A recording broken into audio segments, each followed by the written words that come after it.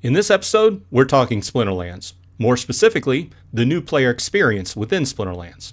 This past week, a new player proposed the question to me. I just started playing Splinterlands. I've been playing free-to-play, and I've went through the campaign mode. What next? Well, if you want to hear my answer and a few tips to go along with it if you're a new player, please stand by.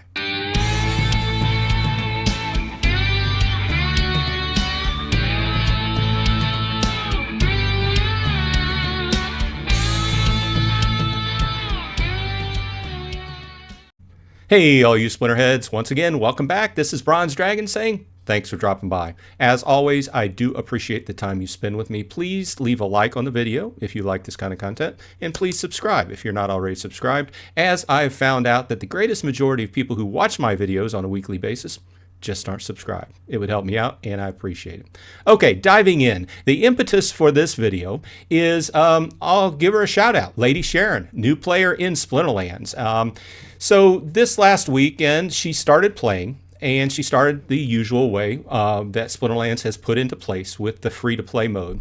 And she started pinging me with a few questions, and I encouraged her to go ahead and play through the campaign mode and a few other things that we had talked about. But at that point, she had worked her way through most of the campaign mode, and at this point, she's already completed the campaign mode. But she proposed the question to me, what next? Basically, she was trying to improve her deck, make her deck stronger, and she knew that the next logical step was to buy the Spellbook. But she just wanted my take on, was there something else she could be doing in-game until she bought the Spellbook. Okay, before we jump into my free-to-play account, I want to take a step back, and for those new players that are here, I want to just kind of give a big picture here for a couple minutes. You know, up until this last 6 or 8 months, we have not had campaign mode in Splinterlands. Splinterlands has been a straightforward, pretty much player versus player card game, right? And we'll get into that going forward. But there was not a whole lot to the tutorial. This was a known, weak point of the game. They've known about it. We've all known about it for years. It was always on the list of things to be done. But over this last year, the team has put a concerted effort into making the game more new player friendly. Okay, so that's why you see a lot of developments that have went live in the last 6 months. And from a new player's perspective, you may see things and videos from older videos that just aren't necessarily true anymore, like daily quests and things of this nature. Okay, so the takeaway here is that the new foundation set, which the cards that you're getting for working through campaign mode and campaign mode in and of itself, plus some other things they've added to the game, are all items that have been put into place to improve the new player experience. So it's a work in progress, but I wanted to get that out there because it's not something that's been in the game all along, and it's something that's being worked on. Okay, let's dive in. Okay, we are in my free-to-play account now. It has not been converted over. I have not bought a Spellbook for it yet, but you've probably seen this account in a few episodes if you've been keeping track. I've been playing free-to-play on this account. I've had this account in a guild, and I've taken part in several brawls. So let's go through the kind of workflow or game flow, if you will, of a new player. You jump in to Splinterlands. In this case, she used my ambassador code, which helps me out a little bit on the back end. You can use somebody else's ambassador code to go ahead and get in and play free. You can start getting into the game, and let's jump over to the play. You can go into ranked, and you can start playing modern battles. You can also, like we just talked, you can go in and you can start playing the campaign mode. I still have, I did some of these. I still have the newer parts to go through. This mode is put primarily into place at this point to teach new players how to play, because each particular chapter teaches you something different about the game. But going forward, they're going to take this mode and take it in take it further than just being teaching you things. They're going to take it into some different storylines and give us something to do that is not necessarily just PvP, just playing cards against other people. It lends a PvE element to the game, and it gives us something cool that they're going to be working on and presenting with it. They haven't given us any kind of documentation on how often they're going to drop the chapters, and we'll learn that going forward, but it will give people something else to do and more than likely you'll be able to get some foundation cards from it, something else to improve your deck. But the next thing I would do when you start playing the game is go through the storyline and complete the campaign. Now this will give you, jumping back to my items, this will give you some foundation cards, and we will select foundations here, and you can see the foundation cards that I've earned on this account thus far. These will give you some cards to get up and running, and in the not so distant future they will have a full let's see here, let's go back to play and ranked. There will be a mode that you can play in that will be all just people with those type of cards. In other words, you won't be playing against people with higher end cards until you graduate, and you want to make that choice to go ahead and play those. Now, so we've covered two things. The next obvious step is to go ahead and buy your spell book. Now, we'll stop there, okay, because your spell book gives you several different advantages, which we will go through. But at this point, if you haven't bought your spell book, you still have the option to go into the market and buy or rent cards, okay? So let's go ahead and reset this. Now, just like other card games, Magic the Gathering, Pokemon, whatever else, you can go in and you can buy cards. In this case, they're not physical cardboard, they're NFTs, which means you can buy, sell, and trade them. Unlike the Foundation set, which you earn for doing basically what are quests in-game, which are not sellable, these ones, if you buy them off the market, or if you buy a pack, which you can also do, which is under the shop, and you can go into card packs and choose card packs. Conclave Arcana is the newest one. Rebellion is the next oldest one. These are the two that are in modern format currently. And if you're a new player, these two are what you'll want to look at. Now, you have a number of different options. If you're a new player, you can go in and you can buy some Conclave Arcana packs. You can buy the starter pack, which is only $1 a piece. Okay, you get 5 cards and you get at least 1 rare card. Now, there could be more than 1 rare card, but more than likely it's going to be 1 rare card, and the other 4 are going to be commons. Okay, you're not going to get any gold foils or black foils or anything, any epics or legendaries. They're cheaper packs, but a great value, especially if you're trying to build up your deck and get some archons, which is the cornerstone of your play deck, and you need those. Now, you can get some what are referred to as standard packs. They're $4 a piece, okay? Contain 5 cards, once again, with 1 rare or better, but you can get the higher rarity cards like gold foils, black foils, epics, legendaries in here. You can go with alchemy, okay? So a little bit more expensive. These are $12 a pack, but once again, you get 1 guaranteed gold foil, plus you're going to get 1 rare or better card, plus you can get all the higher rarities, and you have the best chance possible for black foils.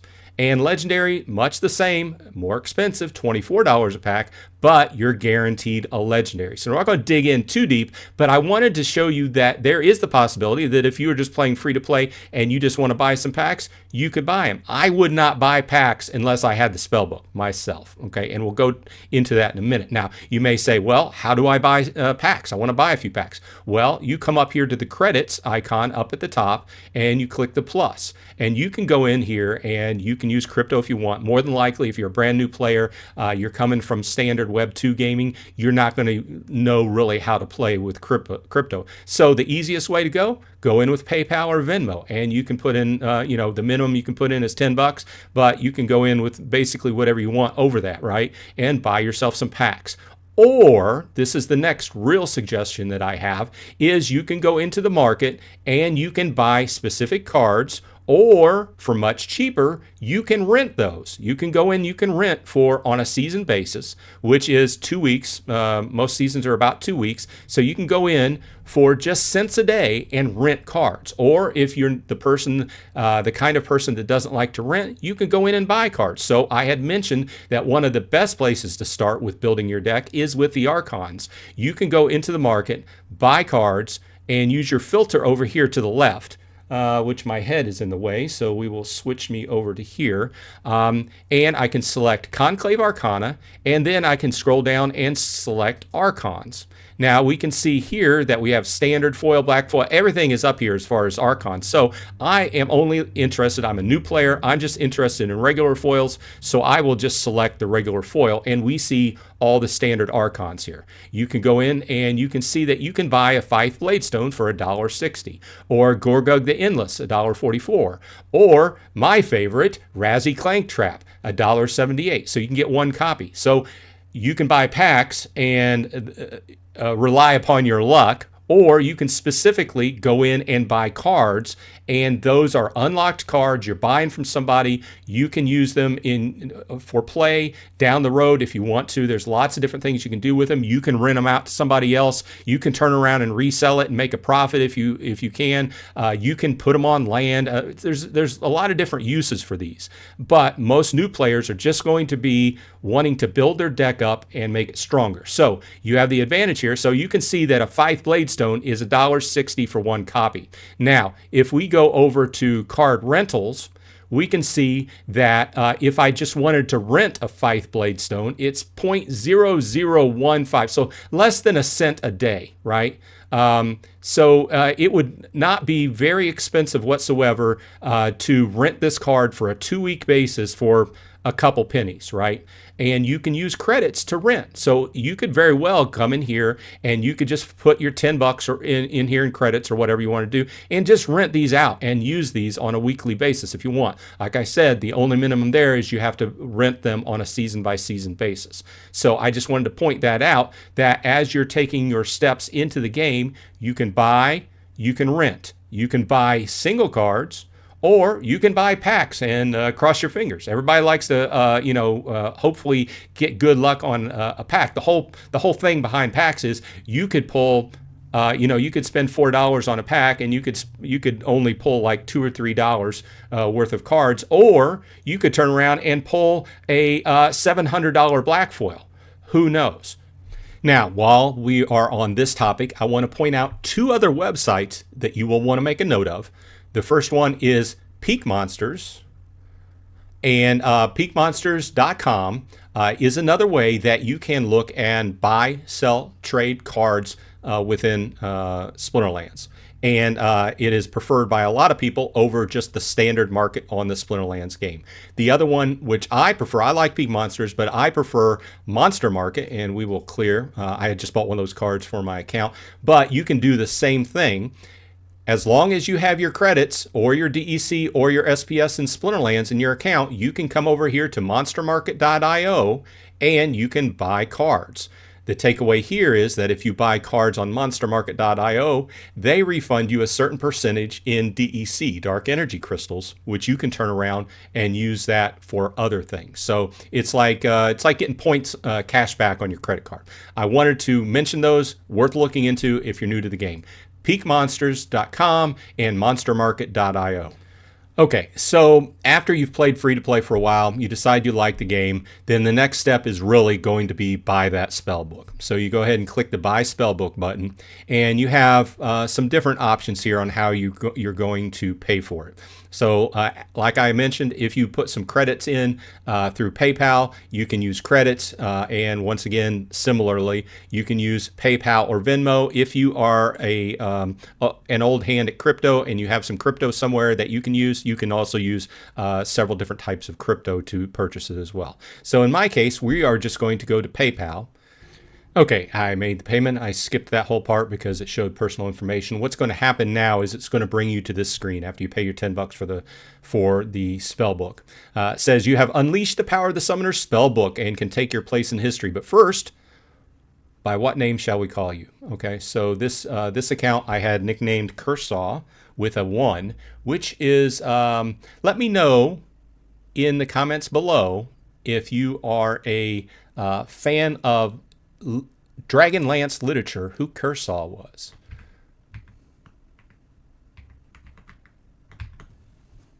Okay, so it is available, so yes, continue. And what's happening now is this is actually creating you an account, a blockchain account. and I will go into that not really deep in this episode, but I'll mention this. It's creating you a blockchain account, which I will show you another website that you can go to and check your balances. Okay, it says the Spellbook unlocked. The Summoner Spellbook is a permanent lifetime account upgrade, so you never have to pay for it again. You have unlocked the following features. Okay, so now I can earn ranked battle SPS rewards when I win battles, as long as I've got SPS staked. I can list extra cards in the market, sell cards like we were talking about. I have a Hive blockchain account, which I just mentioned. It created a Hive blockchain account for me. I can take part in tournament events. I can take part and get SPS out of Brawl rewards with my guild. And I can also earn extra ambassador rewards. Now, on top of that, I got my Spellbook. I got 3,500 credits, which is $3.50 worth, which once again, like we were discussing, you can go buy cards, you can rent cards to go ahead and, make your deck stronger to move forward. Plus, my battle is going to be boosted for 30 days. And what happens there is they have staked, let's see here, delegated 100 staked SPS for 30 days. Okay, so one of the ways you can earn, the main way you can earn in this game is increasing the amount of SPS you have staked. Splinter Shards is the main, one of the Dark Energy Crystals and Splinter Shards are the two main tokens within the game. Splinter Shards are the tokens that over time, as you increase the amount you have staked, it's like a little bank account. The more you have staked, the more you earn from your wins, the battles you win. Okay, it is a way to reward those who have actually played the game and staked money into the game, or stake the rewards they've got out of the game and slowly build it up over time, and kind of put a wall into place from accounts who, massive bot farms who would seek to drain the system dry. And we all know that happens in any game where you're going to win money, right? So that's how that works. In this case, they've given you a little bit of SPS staked so that you can play for 30 days and start earning your SPS, which you would turn around and just keep staking it on a daily basis to increase your amount that you have in your little account. And then as time goes by, you just keep making more and more on the battles that you win. While we're here, it is very important, especially for people who are not used to Web3 blockchain type of accounts. You have a little button here that says request keys. This is important. You need to request your keys and keep them in a safe place, because if you ever lost your connection to your account, these would be the keys to your account to get it back. Okay, very important to request your keys here, and very important to keep them like in your firebox or wherever you keep stuff safe. Okay, so after you click that, your keys will be sent to your email associated with your account. Okay, so by this point, we've talked about the gradual evolution of what you would do as a new player. You start out free to play. You decide whether you want to go ahead and move forward with the Spellbook. That's the next logical choice I would make, because it creates, like I told you earlier, a Hive blockchain account. Now, what you'll want to do is also take note, hive-engine.com is where you can view your wallet. You click on your wallet and you can see all of the different tokens on Hive that you have. If you have a brand new account, you will only see what you have. Okay, you will not probably have anything on it at this point. Okay, you can see I play a lot of games on the Hive blockchain, so I have a lot of different types of tokens.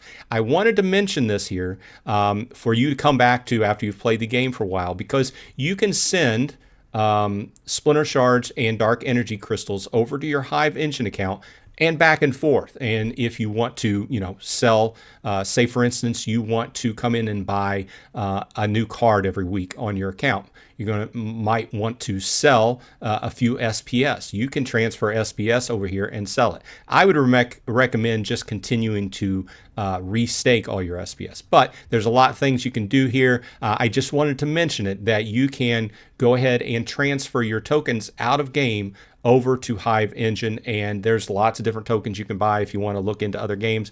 But it's worth mentioning that that's also the way you could get SPS or DEC into the game, and we're not going into it in this episode, but if you have cryptocurrency of different sorts outside of the game, you can transfer them into Hive Engine, and then you can turn around and buy SPS or DEC, then turn around and bring it into game. It's like Hive Engine is kind of like a bank account there. It's sitting there with your wallet. Okay, I just wanted to mention that because now that you have a Spellbook, you'll have a wallet over on Hive Engine that you can do several different things with. Okay, so now that we're in game, we've talked about getting up and running and buying or renting cards. We've talked about going through the campaign. I do want to mention that I strongly emphasize that you need to get into a guild. Okay, so I'm in a guild with my friends now. The takeaway here is that guilds present a different type of battle called a brawl. And a brawl occurs on a weekly basis. And from the brawl, you can really strengthen your card deck as well as win SPS on a weekly basis for staying active and doing your brawls with your brawl fights phrase with your guild. So out of each one of these, you will take away a certain amount of SPS depending upon the level of your guild. You will also earn merits, which you can turn around and buy Gladius cases with, which have a different type of card, Gladius cards, which are very strong, which will also increase the strength of your deck. So there's two, besides getting in and meeting some friends in a guild who will most likely, for new players, help you out and loan you some cards for some time and get some camaraderie going. You will also be able to take away Gladius packs and also SPS on a weekly basis. So if you're going to get your Spellbook, make the next thing that you do is get into a guild. Now, with all that said, what else are you going to do? You're going to battle. You're going to come straight over here to the modern battles, and you're just going to click battle. And you're going to start at the bottom, and you're going to work your way up. And as the battles start very basic, and as you work your way up, they get a little bit more complicated as you go.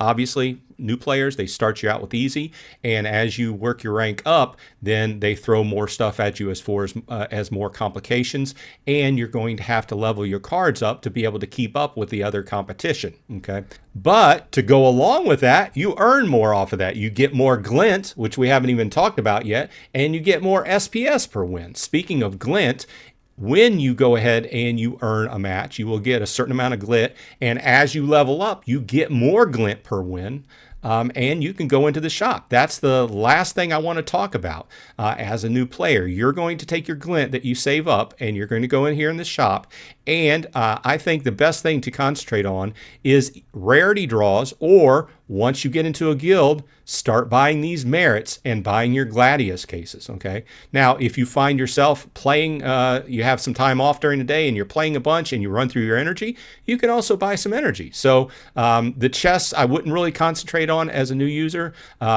I would concentrate on the rarity draws. Start with your commons, work on your commons. Once in a while, buy the rares. If you can afford it, if you level your way up, start buying the epics, because the epics are, in my opinion, the strongest part of this set, but they're expensive. Not quite as expensive as legendaries, but I would take the epics in this set over the legendaries. Not that the legendaries are bad, but the takeaway here is use the glint that you earn from doing standard battles, standard ranked battles, and improve your deck.